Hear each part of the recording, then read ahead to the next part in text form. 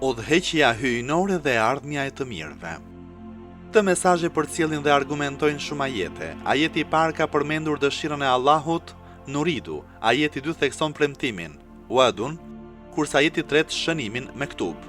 Kurani i Kerim nuk ka treguar ndonjë detaj se mbi çfarë do të formohet kjo qeverisje botërore në fundin e kohës, por për këtë çështje ka folur pejgamberi, paqja dhe bekimi i Allahut qofshin mbi të dhe mbi familjen e tij.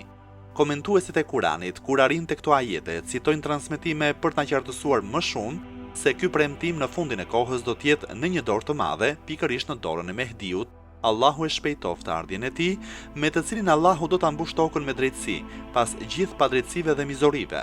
Ai është prej djemve të dërguarit të Allahut, paqja dhe bekimi i Allahut qofshin mbi të dhe mbi familjen e tij, prej djemve të Fatimes, paqja qoftë mbi ta.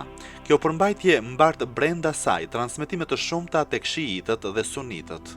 Po kështu, ne myslimanët besojmë edhe rikthimin në tokë të nderuarit Mesiut, paqja qoftë mbi të, dhe më pas nën përgjegjësinë e Mehdiut dhe Mesiut, paqja qoftë mbi ta, do të realizohet trashëgimia e besimtarëve punë mirë, të cilët janë shtypur në këtë botë, dhe mbi tokë do të ngrihet shteti i paqes, i drejtësisë dhe i mirëqenies. Çdo gjë që njerëzimi ka mësuar që prej zanafillës së krijimit do të realizohet së shpejti në dashur Allahu, kjo do të jetë e mundur vetëm nëpërmjet rikthimit tek burimi kuranor.